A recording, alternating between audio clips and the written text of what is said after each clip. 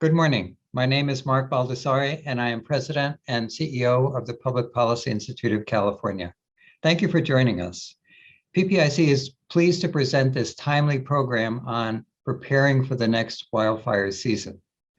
The event is part of PPIC's 2021 speaker series on California's future. As a public charity, PPIC does not take or support positions on any ballot measure or legislation, nor does it support, endorse, or oppose any political parties or candidates for public office. We would like to thank the sponsors of this series for their underwriting support. These organizations are listed on your screen and on our website. The series is also funded by the PPIC Donor Circle and the PPIC Corporate Circle, groups of individuals and organizations that provide generous support to PPIC. Please consider joining us as a sponsor or donor so that we may continue to make programs like today's possible. More information is available at ppic.org. Now on to today's program, a conversation with Insurance Commissioner Ricardo Lara, followed by a panel discussion with state leaders. I would like to welcome the California Insurance Commissioner, Ricardo Lara. Commissioner Lara, thank you so much for being here with us today. And thank you for all of the years of public service that you've had in California. The last time you and I spoke was in the fall of 2019, which was during the first year that you were in office. And we spoke for the first time when you were a candidate running for insurance commissioner in the spring of 2018. So I'd like to start by asking you what lessons we've learned in these past few years to help us prepare for the next wildfire season. Mark, it's great to see you. And as you can see, since we've last met, I've got a couple more gray hairs and now I need glasses. It's been an interesting 2 years as we, really try to prepare for this upcoming wildfire season. And you're already seeing, the warning signs of another, unfortunately, destructive wildfire season. More than 1,000 people were evacuated in LA County with these recent fires earlier this week. And so far we've had 2 buildings damaged and or destroyed, but hundreds of homes are still threatened by the Palisades fire in Topanga Canyon. And firefighters, unfortunately, are gaining containment and all the evacuations have been lifted. But we're also seeing now the governor, declaring 41 of our 58 counties are now in drought emergency. So, taking action before the next disaster is a critical priority, whether we are talking about wildfires, flooding, or other disasters. We can save lives, property, and reduce costs by investing in mitigation. The science shows that $1 of investment in pre-disaster mitigation saves $6 or $7 in disaster costs. So for wildfire, we need we need rapidly increasing home and community hardening measures. We have our work cut out for us. Oh, for sure. So a couple of findings in the PPIC survey I wanted to mention, and then before I ask you this question. When we asked Californians after at the end of 2020, they said that 53% said that the threat of wildfires is a big problem in their part of California. That was up from 40% 2 years ago. And 41% said that they have a great deal of confidence in the government's ability to respond. 45% said that they have only some confidence. So thinking about Californians as we enter this fire season, what can you tell us about how ready we are for the 2021 fire season? Well, first of all, Mark, your survey clearly indicates that this is a statewide problem and that it continues to be an area of growing concern, which is something that our state legislators are starting to understand, not just those that have had recent wildfires or in the WUI or in our foothills, this is happening all over the state, but there's still plenty of opportunity for us to do work. And you're seeing not only myself and the Department of Insurance, but you're seeing the legislature now really trying to grapple with how do we provide critical resources? How do we send those resources? And how do we create these protections and programs that are going to be critical for us to essentially learn to live with fire, right? And so we're starting, your survey just once again demonstrates the importance of this issue, that it continues to grow in California. And so hence why this conversation not only is timely, but is greatly needed for us to look at, you're starting to see local governments partner with county governments, with the state government, and with the Department of Insurance. And one of the things that I'm proud of that has never been done before in terms of the Department of Insurance is we're actually, one of the first things I did is took the department outreach staff out of Sacramento, out of LA, and actually went to meet community where they're at, in those communities that have been affected, try to answer their questions, and really give the community an opportunity to vent and to let their feelings show about just how devastating where this is happening is really changing not only the landscape of these communities, but putting these communities in further peril that are the ones that are already struggling economically with this pandemic. Well, I know that you've been doing a tremendous amount of outreach this year, and I read about it all the time. And you're probably in a better position than anyone else to give us a sense of what you're seeing on the ground as Californians prepare for this next wildfire season. Yeah, we're seeing communities that are really suffering, and we're still at a point where this is roughly around 10% of our overall population and areas of California. We have a very strong and thriving insurance market, and this is why we need to act now. Well, we need to be aggressive in not only the policies that we're pursuing, but also what does the consumer get, right? You often hear the insurance companies saying, well, we need more premium to be able to offset the risk. But what does the consumer get for that? Yeah. What are the assurances that the consumer is going to be able to, one, retain affordable insurance or retain insurance at all? And what we're seeing is insurance companies getting the rate they need that reflect the risk of where people are living in, but still abandoning so many communities. And so we're looking to change that, and looking to also change the narrative in Sacramento about this can happen in your community. This can also happen in different parts of the state where it's happening, because unfortunately climate change is now the one who's really dictating where these fires are happening. And these can change rapidly. And so, what you're seeing is communities where you can no longer afford your insurance, where that debt ratio has changed, and some of them are paying more for insurance than for their actual, mortgage. And what happens, Mark, if you can't find insurance for your home? You can't sell that home. That home then drops in property value, which then means lower resources for the local community that is already hurting to provide needed resources for our first responders and for to keep those properties and lives safe. So it's creating that kind of domino effect.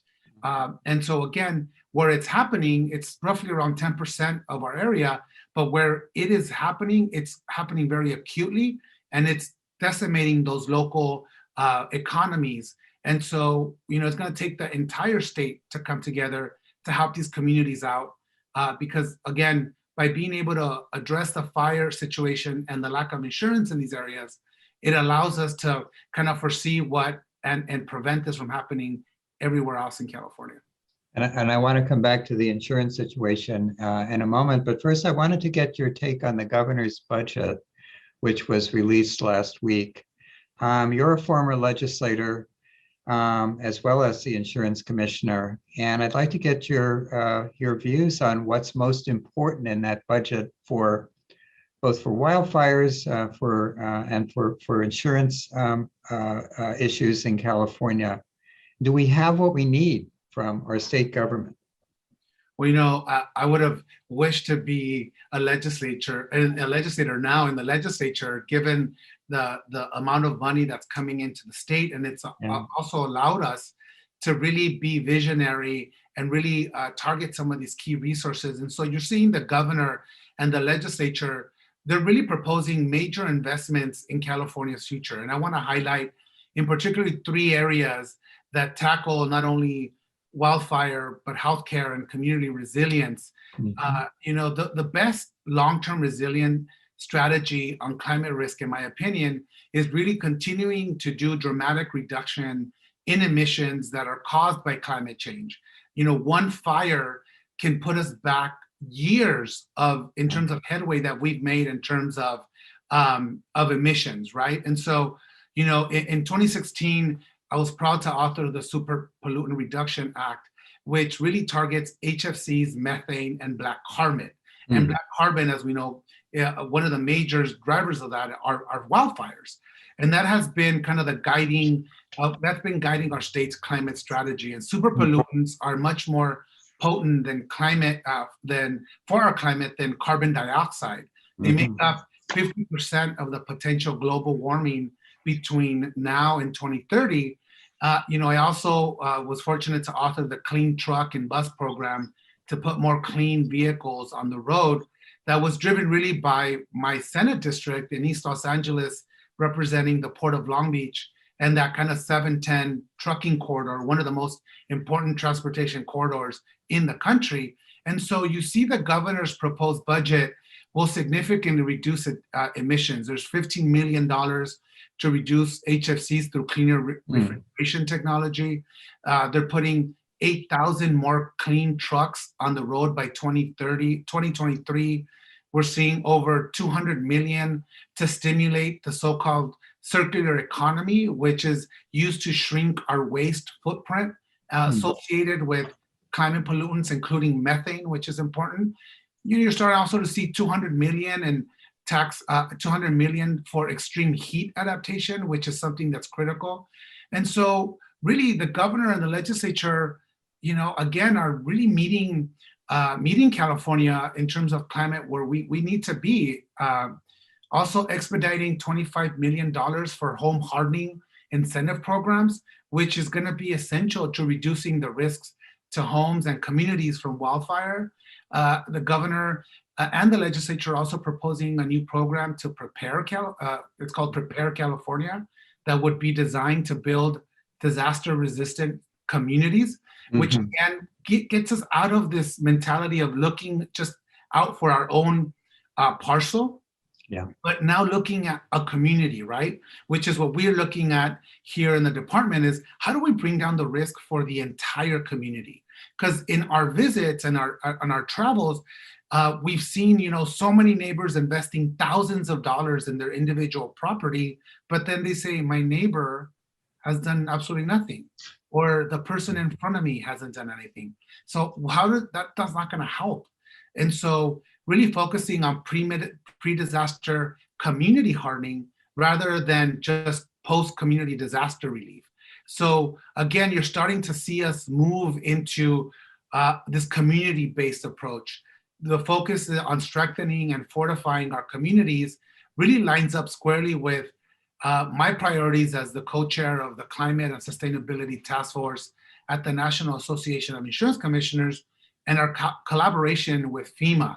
So you're seeing the legislature and the governor really prioritizing what we're looking at in the department. And so it's great when you have the insurance commissioner communicating with the legislators, communicating with the governor on these issues that are critical. And I'll be remiss to just not talk about my life's work to secure healthcare for our undocumented community. I really want to just applaud the governor and the legislature's commitment to expand healthcare coverage for all immigrant seniors up to 60 years and up. When I introduced the first Health for All bill to cover all our children in 2015, we had the vision for eliminating discrimination against our immigrants. And most of our immigrant seniors that are without healthcare coverage have been here for decades, and they are U.S. citizens, they have U.S. citizen spouses and children and they've paid taxes, and they have the human right to healthcare and a regular doctor and preventative care, especially during this pandemic. We've seen that, finally, a country and a state that recognizes essential workers as farm workers, construction workers, warehouse workers were the ones and are the ones that held this, fragile economy of ours. And so many of them lack access to care during a pandemic. And I want to say, Latinos have delivered for this country, heal this country, feed this country, and they've paid the price during this pandemic for it. So seeing the governor and the legislature recognize that, reminds me of how important it is to be in California and have a legislature that really understands this. Yes, thank you very much. I agree. Amazing time for the legislature and the governor, very important time for all of you who are in statewide elected office as well. We have a question from the audience, putting back the issue of fire insurance on the table here, and your role as commissioner. What, if anything, can the state do to get fire insurance under control? It's a pretty broad question, but give us a sense of what policy changes the state is taking to address the ability of Californians to insure appropriately for fire in their homes.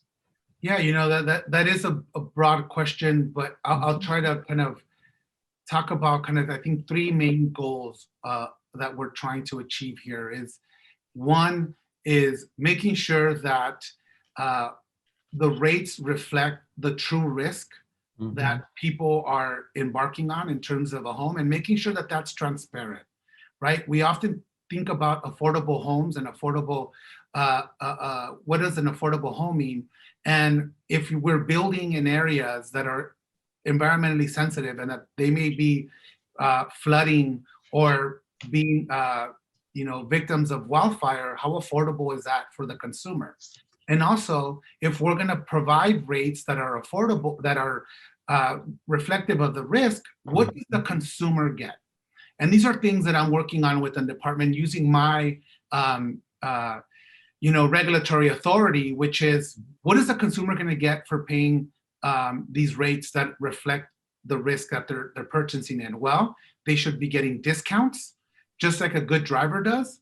And what those discounts entail are not only going to hopefully incentivize people to continue to do the hardening that is critical and that science tells us are important for to prevent wildfires and protecting your property, and then also being transparent about the risk that you're taking on as a homeowner, and also when you're assigned a fire risk score, that is transparent, that gives you an opportunity so that the consumer knows what the score means, how do you mitigate against this score, and then also how do you bring down that, give the consumer the time to do the home hardening to bring down that score to keep you insured. And the third thing I would say, if the insurance companies are going to draw you into the insurer of last resort, which is the fair plan, when in often so many cases it's the unfair plan, I like to say, because it doesn't provide you a comprehensive coverage. Instead, it'll take the fire coverage, but then force you to buy additional wraparound coverage, which only exacerbates the cost of the policy. That I want the fair plan to offer a comprehensive coverage. So if it's truly the insurer of last resort, they need to have a comprehensive coverage so that people are not paying this wraparound administrative fees. And so we have to remind people that the FAIR Plan was created after the Watts riots in South LA, where people weren't, insurance companies didn't want to insure those homes. And now it's evolved to becoming the last resort for folks that are living in the WUI. So it also has to modernize and adapt to meet the needs of our current California residents who are living in these sensitive areas. And so that's what my idea is of bringing down and really thinking about what we need to do to bring fire insurance back to some sort of normality in California. Thank you for providing some clarity around that. And we're almost out of time, but I have a couple of other questions I'd like to ask you before we turn this over to the panel discussion. So we're about a year away from the June 2022 primary. Are you planning to run for re-election as insurance commissioner? Yes, Okay. I have announced my re-election, and look forward to again getting out there and talking to Californians about real issues. So Thank you. yeah. And as you think about the fire season that we're about to face in California, what gives you hope? Hope comes in many forms. Hope comes in having the conversations with folks that have really been affected by these wildfires, but being still undeterred and committed to helping their neighbors understand how to rebuild. Yeah. And engaging and really being an advocate for their community in terms of the insurance industry. Because you know what really happens is when an insurance company is going up against a family, you know, who's gonna win, right? But now we're seeing an organized effort of community folks that have gone through these fires, have, you know, fought the fight, and now helping to educate their neighbors of how to, you know, and if there's neighbors that can't afford to harden their home, they all come together. And that really speaks to who we are as Californians and about human resiliency. And that is inspiring to me to see and be able to help now Californians in this new role as we tackle pandemics and helping small businesses recover from this pandemic, what it meant to be able to give back $1.7 billion back to consumers because they were overpaying their premium during this pandemic. Those are things now that, again, you feel satisfied as a legislator to do these things, but not to be able to do it at a grander scale as insurance commissioner is what gives me hope. And what gives Californians hope is knowing that that their leaders are focused on the issues that are most important. And you know, it's been the pandemic, and now we will also be later this year facing you know, wildfires and droughts. And I really appreciate your time. It's been too long since we've last talked, and we didn't have enough time to talk today. So I hope that we'll have another chance very soon. But I want to thank you and wish you all the best. Thank you, Mark. We definitely need to do this more often. And again, we will be there to help Californians rebuild and protect their lives. So it's what we do. Thank you. Thank you. So it's now time for our panel discussion. And if you have a question for the panelists, please send an email to the email address on the screen and include your name and organization. ppiceventquestions@gmail.com. I've already seen some good questions come in and hope that there will be many, many more for this part of the program. We'll have time at the end of our program for questions today between roughly around 12 to 12:15. And now I'm very pleased to introduce veteran journalist Julie Cart, who is with CalMatters, who will moderate today's discussion. Welcome, Julie, and thank you so much for joining us today. Good to be with you, Mark. Thank you very much. That was fascinating. Yeah, I think really. we can equal that with this panel that we've assembled. These are just fire experts, so everybody make sure to ask questions of us. The first person I'd like to introduce is Bill Dodd, who's well known to folks in the fire community. He's not just a senator who writes a lot of legislation regarding fire. He's a person who's been affected by fire in his own family and evacuated. We also have with us Jessica Morse, who's with the California Natural Resources Agency. She's the Secretary for Forest and Wildfire Resilience, which is a lot. It's a lot to cover, and her job at the agency is to do the front end of firework, talk about mitigation, talk about preparing for fire. She's not a firefighter. We have a firefighter with us, Assemblymember Kelly Seyarto, and Assemblymember Seyarto has a very long, I think 35-year career as a structure firefighter, a battalion commander with city fire departments. So we're very happy to have this range of experience with us today.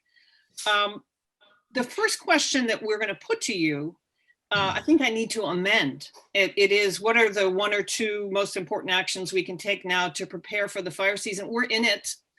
I'm in Los Angeles. There's been a pretty major fire in Topanga Canyon, 1,000 people evacuated. But what can we do to best approach our fire season? We are at the beginning of it, if you agree that there is a fire season. So Bill, can you start, please? Yeah, absolutely. I think to the extent that we still can get this early action money out, create these fuel breaks, fuel reduction, and these price prescribed burns to be able to do that. Of course, the conditions have to be right. It's getting late. But I also think another thing is aggressive marketing to the consumers, to all the people that are in this high risk fire threat areas, the critical importance of home hardening and defensible space. Home hardening is obvious. If you get one of these fires coming through, we've seen it time and time again. My last tour up to where the campfire was still is amazing to me, how you see homes that were home hardened that survived that fire, and right next to them 3 or 4 houses in a row burned. The other thing on defensible space, you have you're 8 times as likely if you got 100-foot defensible space around you to survive a wildfire. So those are the type of things that we can be doing now to be able to help and perhaps give people more confidence as this fire season looms in front of us. Jessica? Absolutely. I agree with Senator Dodd that we are working around the clock to get those early action dollars out the door and really work at a statewide level on this mitigation effort.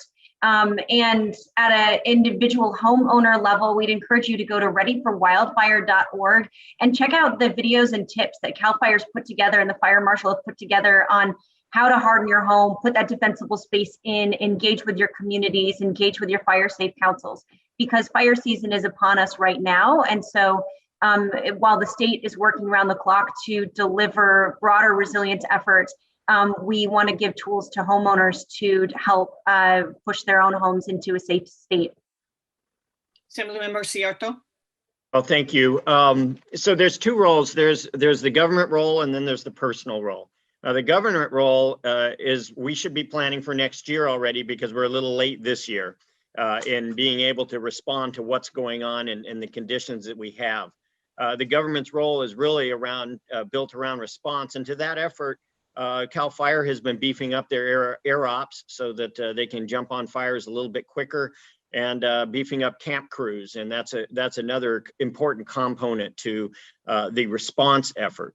Now, the prevention means you did it ahead of time. And there have been some ongoing efforts to try to figure out what we need to do to do that prevention, but it's certainly going to be difficult to get that done during this season.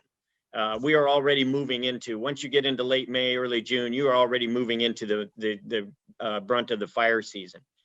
From a personal citizen standpoint, there are things that they can do, and some of those have been outlined, but essentially it's, plan ahead and know your evacuation routes. Be ready for those PSPS, the power safety shutoffs, by having backup generators, other supplies of dry food, etc. Prepare your property by doing the defensible space, limb up trees, get the trees away from your property, do that home hardening that you can find online, and also maintain your situational awareness, which means know what weather's coming, know when the winds are coming, know when it's really hot, and when you're surrounded by dry brush, you really need to pay attention and be ready. Thanks. Jessica, in the fire world and in the climate change world, this word resilience gets thrown around quite a lot. People think of it as a rubber band. From the fire perspective, from what you do, which is preparation, what does that mean to you? What are you trying to do in your job? Absolutely. We really look at resilience as how do we ensure that communities and our ecologies not only survive, but continue to thrive in the face of climate change. And we're investing in resilience measures across 3 fronts in a huge, unprecedented scale up with this year's budget. So we're investing in interventions inside of communities. So that's the home hardening and defensible space and evacuation we were talking about. The next layer is investments around communities. These are the strategic fuel breaks where firefighters can take a stand and create evacuation routes along roads out of communities. And then the last layer is really interventions across the wildlands and that landscape to return fire to more of its ecological norm rather than the catastrophic mega fires that we're seeing, and also to ensure that our ecologies and watersheds are enduring and thriving in the new ecology, in the new climate era that we're seeing. Yeah, when you talk about money, we're good at that in California. We spend a lot of money, we throw money at our big problems, and luckily this year it appears we have it. I mean, your department, what you do was, I think, $72 million last year, and you're dealing with 1.2 billion for resilience. The interesting thing to me, and I'd like you all to weigh in on this, and it's not a subtle thing in the world of fire, the shift, the pivot from spending money on the suppression end, which we do, and it's quite costly, to the preparation, the mitigation end. Front loaded, it's cheaper, it's more effective, but it involves a lot of things that people don't like prescribed burns, that kind of thing. Kelly, you're a fire guy. I mean, I think you would agree, and you mentioned in your remarks, spending money ahead of time in front of this is the smarter way to go. Well, it's certainly the smarter way to go if we thought of this way before we got to the conditions we're in.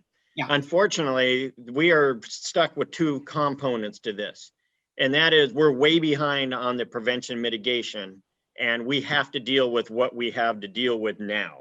And unfortunately, that means we have to continue to catch up with the mitigation, and that's going to take a lot of time. And in that meanwhile, we have to have enough people and resources to keep doing what we've been doing, which is trying to mitigate or lessen the damage of the fires that are going to be coming.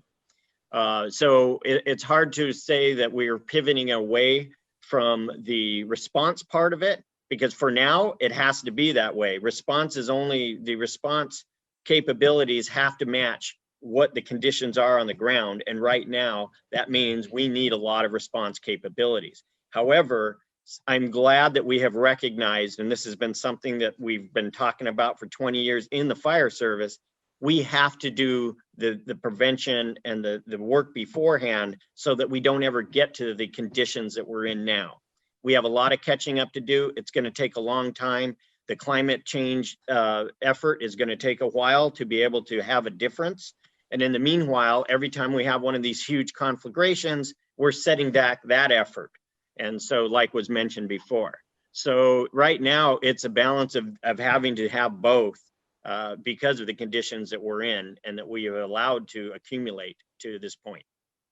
Bill, your legislation has been all over the place in terms of dealing with home hardening, education. You sponsored a successful bill that's establishing an information center or a central center for fire information, predictive things. There's a public education part of this that also costs money to get Californians to understand, as everyone on this panel I'm sure would agree, that in order to address this problem, one of the big things the state has to do is more prescribed burning, more mechanical thinning. In other words, fuels reduction, the code word for cutting trees or getting rid of trees and vegetation. How hard is that? I mean, you can't really write a bill that says, hey, everyone, get used to watching our forest fire burn because it's going to protect them. How do you approach that? Well, you know, one of the things that I've really been appreciative of the governor's efforts is to get some of this money down to the local firewise, or whatever they call themselves in any given area. I think it's so important because those people that are working closer to the people are the ones that are more effective getting that message out. So getting that funding to them, like on prescribed burns, we've only done 50,000 acres this year. Our goal is 500,000. And a lot of that really, I'm kind of shifting here, really goes to the insurance. People, these fire bosses can't get the insurance that they have. So I've got a bill this year that will help in that regard so that maybe, as the Assembly member points out, so I think importantly that some of this may be a little bit late, now, but nevertheless, where there are opportunities, and certainly, for years to come. Michael Wara, the professor at Stanford, who has kind of been a Senate consultant, unpaid, I might add. So he is really putting in a lot of great public service. He opined that, our fuels reduction program, and I'm just going to kind of cut into this. We've been spending $3.3 billion a year on suppression, about 300,000 on mitigation. That is pivoting. The governor's got $1 billion already in early action money. But to Wara's point, it's like painting the Golden Gate Bridge. Once you start at one end and you finish at the other end, we're going to have to go back through and continue to do it again and again, because with climate change, we're going to have to be spending money on suppression for as long as the time is that we have reduced those fuels in our in our the WUI, the wildland urban interface. So this is not just a one-year thing. I applaud the fact that when we did the 901 commission, I chaired that back in, I think it was 2018. We were only able to get a $1 billion appropriation over 5 years. So you look at where this governor is now and the legislature is now on prioritizing this. I feel very strong that we're headed in the right direction. Yeah, thanks for that depressing assessment, Bill. That's true, though. The state has signed an agreement with the U.S. Forest Service, which really owns most of the forests in the state, that each agency will reduce fuels on 500,000 acres. That is such an ambitious goal and extremely difficult for all the reasons you said. Jessica, this is your job every day. Are we going to have to put more fire, again, not now, but fire on the landscape in order to make it work? Fire use, as it's sometimes called. Yeah, prescribed fire is a natural part of California's ecology. Tribes managed California with ecological fire for millennia. And so returning that really is going to be crucial to California's success and our ecological success. What is not normal in California is these high severity mega fires that we are seeing.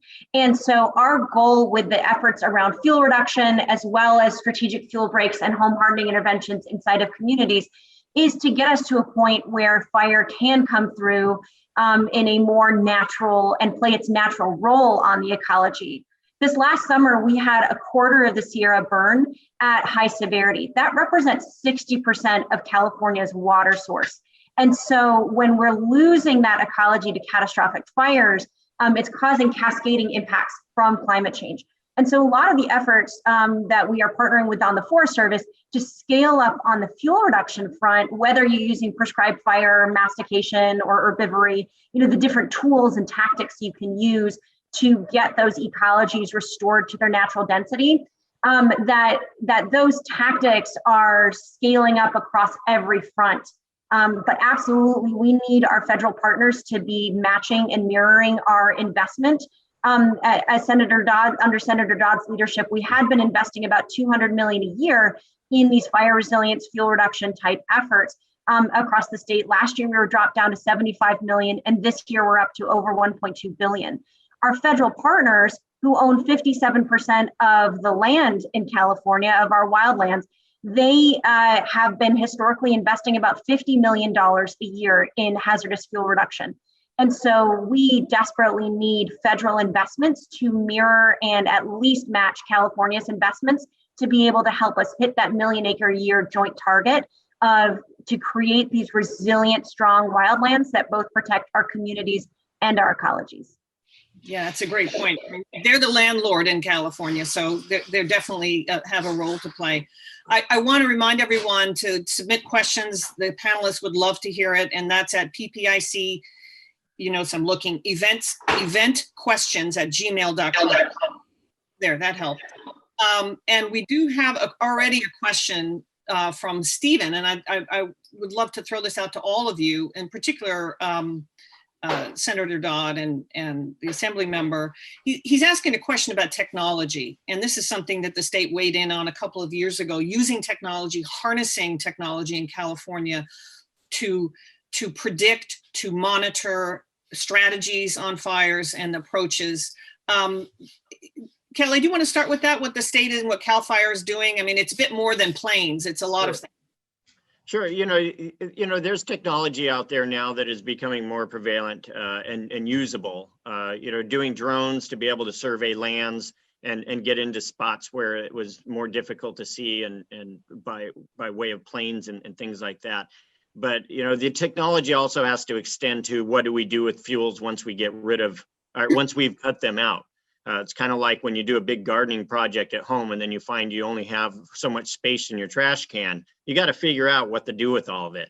And so technology based around being able to dispose of that, like increasing our biomass capacity here in California, and also being able to do timber harvesting and cleaning, using that actually to help with some of our housing issues. Is another thing that we need to look at. And how do we do that using clean energy and things like that? So, the technology for going out and finding or identifying what what we can do to help mitigate is already being used. But beyond that, I'm sure other technology will come to the forefront, and we have to be ready to embrace that and use it to help us identify and mitigate areas that need attention. Yeah, Bill, you established a center in the state that kind of brings together all the various entities, and there are a lot of them in the state, to look at fire and to do analysis. Can you talk about that? Yeah, that's correct. It's a threat assessment center for short that would be all co-located and in one spot. We do have today, as we sit here, I think 3 different centers. But moreover, I think what's more important, not as 1 or 3, was the fact that we would take the technology, for example, that already exists at UC San Diego. Their camera technology is really incredibly superior. That can really give us the information in real time in terms of when a fire is exploding somewhere. And the range on these cameras, frankly, is extraordinary. The ability to tie into all 3 of our investor-owned utilities, their information systems.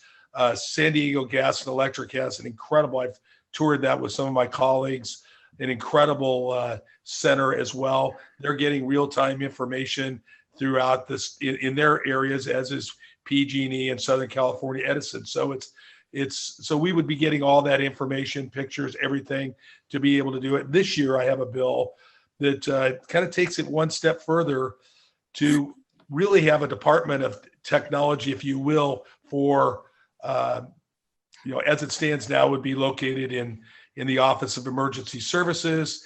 But never, what the whole point of it is we are in an age of technology in every single industry. And there are so many new innovations in this fire space. And one thing since 2015, when in my district, Assembly district, the first fires came in Lake County that were just devastating.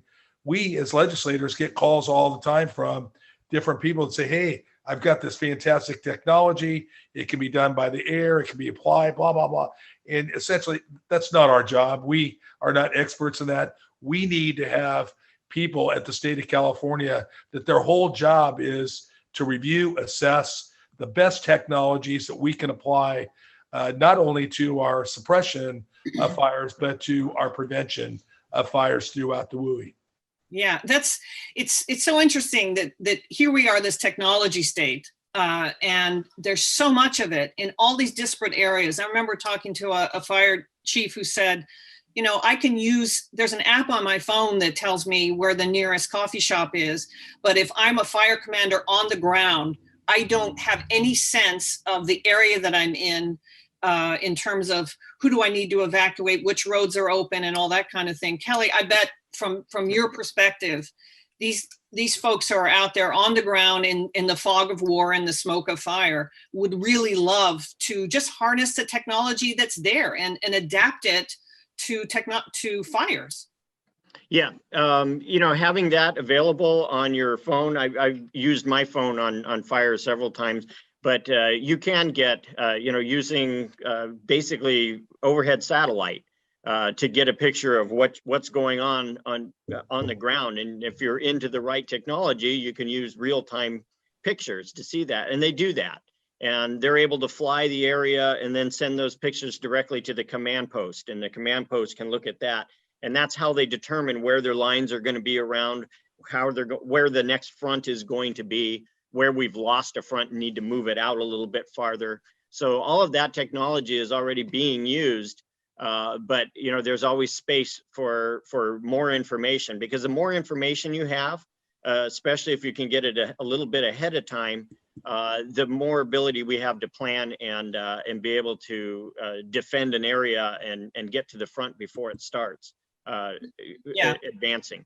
The sophistication of fire suppression is astonishing, and the speed at which it's changed. There used to be a couple guys with a pickup, and they'd put a map out there and had a grease pencil, and now it's laptops and that sort of thing, as it should be, because you're fighting a much more difficult situation. I'm really glad to see we're getting audience questions. Susan, who runs a water district, asks the third rail question that I always love to ask you legislators, which is, we talk about home hardening, the defensible space and all of that, which is extremely important. But when this is really a zoning issue, if you are building a subdivision in the wildland urban interface and we all have maps that can be consulted, it is a high fire severity area.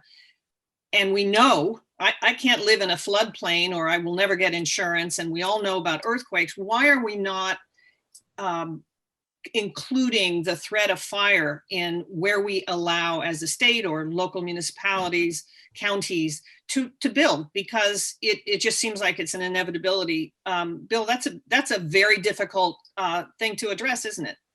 Well, it really is. I think we had a PPIC forum in San Francisco that you moderated. I don't know, time flies by so fast, but probably a couple of years ago, and that question was asked. There are already communities, counties, the local level that are doing this. I know in Napa, they've started to do this as well. And I would expect to see legislation in this area. And cities and counties always get either nervous or angry with us when we mess with their local control space. But look at where the state of California is funding all this prevention, all this suppression work. I think it's really in everybody's best interest that the state play a role there.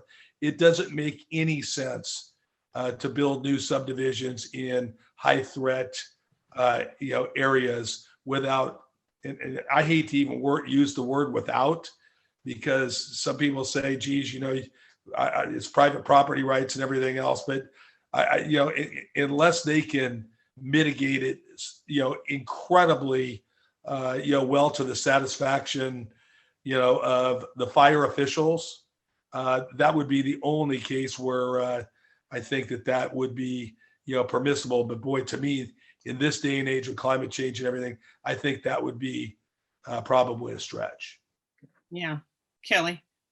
Thank you for allowing me to weigh in on this. First of all, I live in one of those communities that it kind of are surrounded by hills, and we can't pass a subdivision map, or we can't pass a map that allows housing without the approval of water districts, school districts, and all the other districts. If they say no, they can't do it, then the subdivision doesn't get built. So it becomes a matter of making sure that the infrastructure is available, and that there are ways of mitigating those areas around it by having the defensible space for the community that's there. We have a lot of places where they require open space. Well, those open space areas need to be maintained. But really, when you're talking about water infrastructure, we had a fire just last year, and the water infrastructure worked just like it was supposed to. And that's where you get into trouble, is when they don't design the infrastructure correctly and they approve a project anyway. And they shouldn't be doing that. And the cities shouldn't be, the cities can't do it without the approval of the districts. So, that's one of the issues there. But as we add our population and we have a housing shortage, there's more and more places that have to build, they have to go somewhere. And so that's part of it. Is it's a community planning effort. And that's why a lot of the newer communities have a lot more planning that goes into them than what we had in LA, where you got houses going up in the hills because that's just where people wanted to live. Right. I guess the first step is just to have the conversation and have fire be considered along with those other issues that you mentioned, Right. Water and everything else. Want to remind our audience that have been sending in questions. Thank you. Ppic event questions, I probably won't get it right, at gmail.com.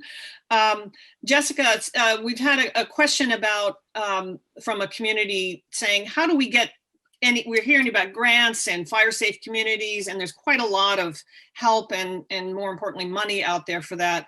If I'm in a rural community, or it doesn't matter, of any size, and I want some help from the state doing all the things you're talking about to protect my community ahead of time, how do they navigate that system? One of the strategic investments we've made with this budget proposal is in the Regional Forest and Fire Capacity Program through the Department of Conservation.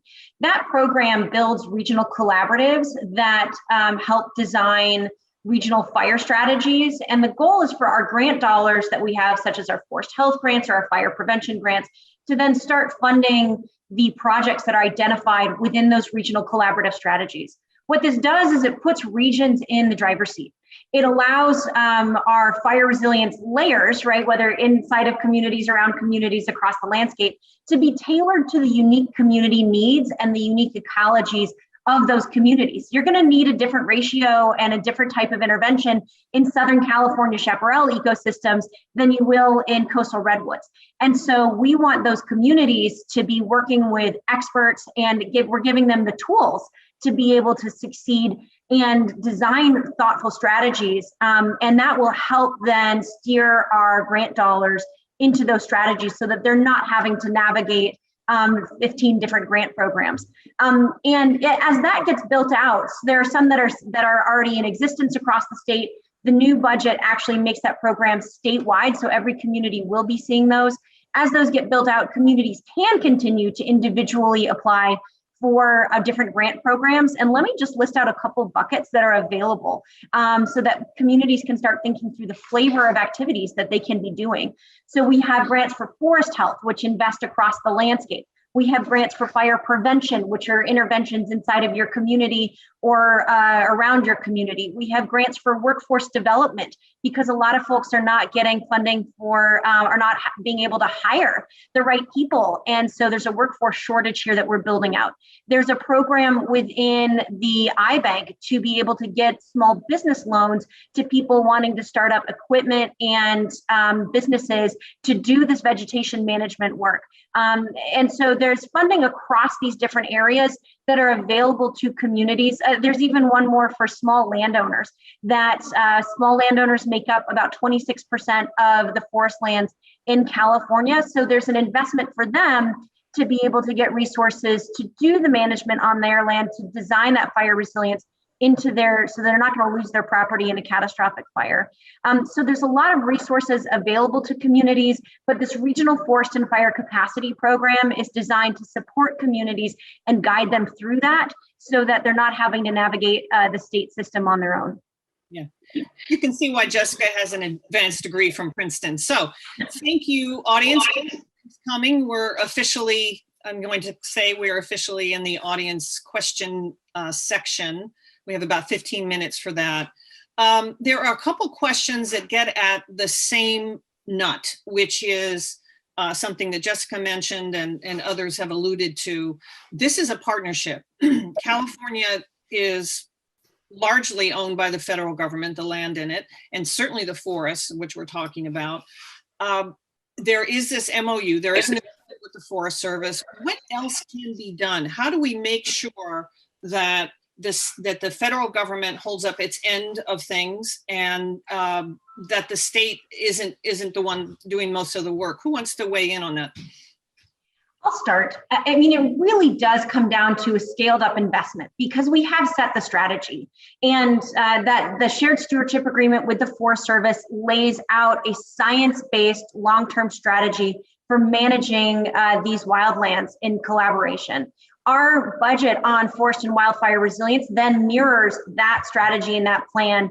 And then we've relaunched the Governor's Forest Management Task Force, which has put out an action plan on how to make that shared stewardship agreement actionable. There's 100 different steps in there. And we have working groups that are including the public and our Forest Service partners at the table to solve some of these deeper issues, such as workforce development. What do we do with woody biomass? And we're making strategic investments in that sector. But so the plan is clear and the strategy is laid out. There's not a large question mark in terms of what we need to do. It's about scaling the investment. And so we are so excited to have a national level partner now with President Biden to start investing in and executing that. Our partnership with the Forest Service Region 5 has been incredibly strong. They have been consistent partners for us, and they have been under-resourced to be able to execute the strategy that we've laid out. So getting them resources to actually fund every facet of that shared stewardship agreement is going to be crucial to scaling our success, because this is a multi-generational crisis that we are facing. And so we need a scale of investment to match the scale of the crisis. So you're talking about an investment in rakes, right? Yeah, partnership. Bill or Kelly? How do we strengthen that? How do we make sure that we and our federal partners meet the goals that they've set? They're good. Well, look, Julie, I'm glad you made that comment, because I don't have to. And I'd like to, I think it's really important that politics don't play a real significant part in where we're going, because these fires and climate change do not treat Republicans, independents, or Democrats any differently. We are all in this up to our necks, totally. So, frankly, Jessica, I appreciate the comments that you just made. I learned a lot there, frankly, in terms of what the policy is, going to be, going forward. Prior in the prior leadership, I think it's probably safe to say that we didn't have that same level of cooperation. But we're not there now. Where we are, what we got to do is look forward, and I appreciate the partnership with the federal government. Them owning 55% of the land, of the public lands of all the land, in the state of California. It's critical that we have them at the table, working with us. And I'd really like to hear the comments of the assembly member in terms of just fire policy in general in those forests, to the extent that we can let fires perhaps go where they're not, in the wake. They could be our prescribed fires, except for we know that they've got to look at more factors today, and that's damage to structures, air quality issues, and the like. But I think moving in a direction where we're coalescing on policy is really important. So I was intrigued by your comment about the, allowing the fires to go on. And that's something that's really difficult, because we learned a lesson the hard way with the station fire that started up in the part of Altadena, or not Altadena, but just up in above La Cañada and in Azusa Canyon. And that fire was semi-contained, and then they thought they'd let it burn a little bit, and it wound up burning the entire mountain range and killing a couple of our firefighters. Yeah. And so, that's the risk of that. And so they're kind of going back to, okay, let's not do that. But they have to find a way of doing that. But, back to the original question, what we need to do is be able to have the nimbleness from a financial perspective to actually carry out the projects that are identified. Because if it takes us 5 years to do it, it's probably going to burn between now and 5 years. and then we're going to go back to the drawing board. We have a lot of areas around a community that will have 15-foot high brush that comes right up to the fence of people's yards that nobody can touch, including the city, because the regulations don't allow them to do that. And what we really need to do is be able to get in there, cut back that brush, thin that brush out, and cut it away. And we need the funding to do it now. Grant processors are awesome when you have grants that are available, but those grant processes take 2 or 3 years a lot of times just to get through it. What we need is a pot of money in the funds, so when these things are identified, that the permitting process isn't so onerous that it takes 3 years, you can grab that money, do the project, and mitigate for it. And if we can do that, that will go a long ways towards allowing communities out there to do at least the stuff around their communities to help them stop the spread of fire into neighborhoods when we do have fires in the hills. Kelly, we have a question that's along those lines, which is, does the state have a role in making sure that municipalities and local fire departments or county fire departments are enforcing existing fuel reduction and brush clearing rules? I mean, it goes a little bit beyond money, which is the first part of it. It's also about enforcement. People need to know that someone's going to be following up and checking. Right. Is that the role of the state? Well, it depends upon what lands they're in. Right. You know, that has to do with manpower, being able to have the people to go out there and do the inspections and then follow up on the inspections. And to that effort, you know, a lot of the departments that I see out there that I've been exposed to do those things. The issue becomes, again, regulatory processes don't always allow for what they want done to get done. And so we have to look at those and find out what those impediments are and address those responsibly, because we can't just get rid of environmental concerns and those, you know, the biological concerns for the area, but we have to find that ground where we can do the mitigation that's necessary, because in the long run, that winds up protecting those resources as opposed to turning an entire landscape into Mars, which takes away the animals, the habitat, the plants, and the watershed. And then you have floods and to follow up with the fires the next winter. So, or sometimes the next week, because I've had some really bad fires in the winter time. So, you know, I think that's kind of the best answer I can give for that is, you know, we really have to be more nimble in our efforts to be able to address the identified projects. I don't think people are not doing their job. I think it becomes frustrating when the regulatory part of it gets in the way of them doing their job. Right. And again, the role of public education. This is why we're doing this. Yeah. Right. Ever the issue. We have a question about home hardening, and is the state doing enough given the efficacy? We know that this stuff works. We know that retrofitting works. I mean, there's just amazing research that your attic, your home won't catch on fire if you have the vent in your attic of a certain size, so embers aren't coming in. All this kind of thing that's brought to bear in what is a fairly extensive program in the state that helps or educates folks on how to so-called, like another one of these buzzwords, harden your home. Jessica, are we doing enough? Should we be doing more? We are launching it, and so in the future we're planning to scale it even further. And this is a new program. This budget is the first time that we've seen direct intervention, a direct support program for homeowners that can't afford home hardening to have that. So we are building this new program. The state is putting in a $25 million investment. The feds, we hope, will match it with $75 million. So that will be a $100 million home hardening pilot program to be able to reach homeowners that are lower income, that haven't been able to afford the retrofits needed. Because you're absolutely right, there is great analysis that shows that home hardening can make a big difference. You know, up in Paradise, we saw that homes built built after 2008, which is when some basic home hardening standards got put into our fire building codes. So homes built after 2008 had a 60% survival rate in Paradise. Homes built before then had a 10% survival rate. So you can really increase the survivability of your home when you do that home hardening work. It obviously doesn't stand alone. You need to have all three of those interventions, reducing the intensity of that fire on the landscape, holding a line with the fire, and then the worst case scenario, a fire comes through, you've made your home ember resistant, because homes burn from the inside out in these fires. And so you need to be able to put those interventions in. So yes, we're doing this pilot on home hardening to help people that can't afford it.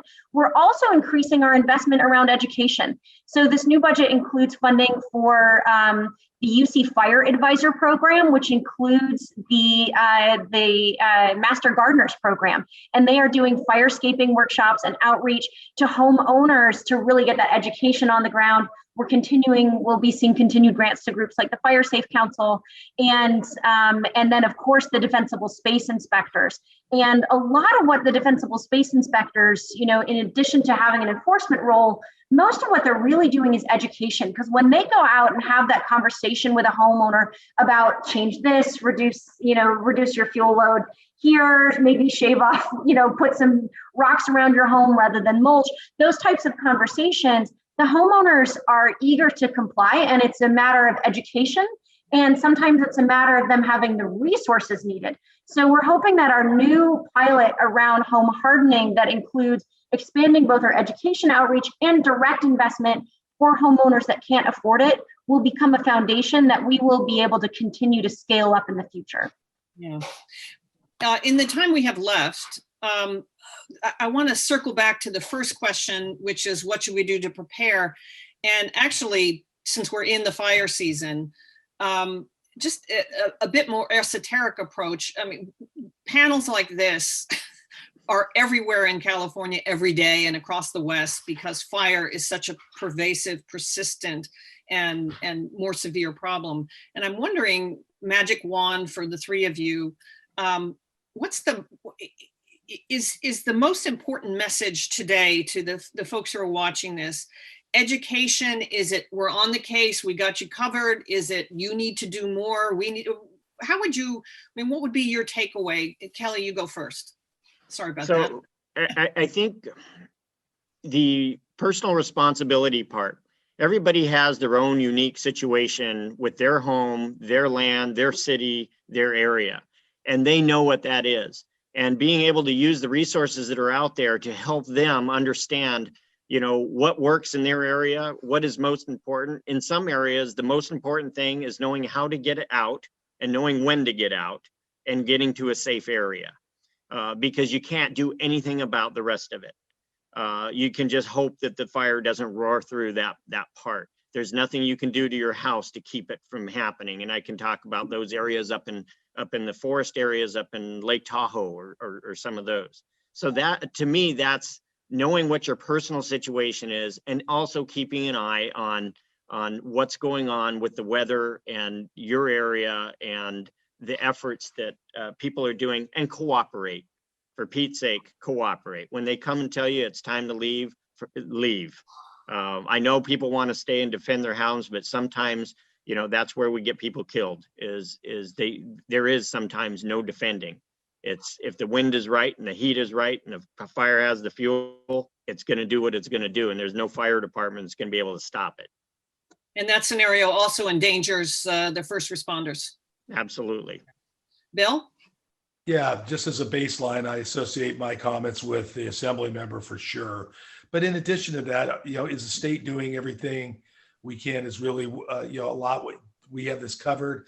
I really think as you look back over the last 3 to 4 years, none of the bills individually, like any of mine or anybody else's, are a silver bullet for solving the problems. But I really do believe we're getting to the point right now where it's really a good patchwork quilt of legislation that is, meeting the mark, meeting the needs, going forward. But we still have a lot of work to do. The assembly member did point out earlier, it's kind of getting late in the year. Fire seasons are starting earlier, they're lasting longer. But to that point, we've never had early action money, at least not in my recollection in the legislature or prior to me getting it. This is really incredible partnership that with the governor's office and the legislature that I've really appreciated, but it's going to get better. It's going to get better every single year that these FireWise agencies that I've commented on earlier, they're planning right now. I know that throughout my district, 4 counties, they know that some of the work is getting done in their areas now because of the early action money.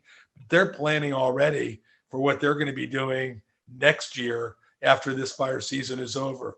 So while we're not there yet, we're well on our way, but really, making sure that people heard the words of the assembly member, because I think those were important as we approach our fire season now. All right, thank you. Afraid we'll have to leave it there. With fire, you could go on and on, as we all do frequently, but I'd like to thank everyone who participated today. And the PPIC would also like to thank the sponsors of this event, and of course, everybody who's joined us online. And they want you to know that if you pre-registered for this event later today, you will receive a survey, and I know the PPIC would appreciate your feedback. These things are important, and they want to know what you think and make them better. And please be safe, wear your mask still, and have a good afternoon. Thank you.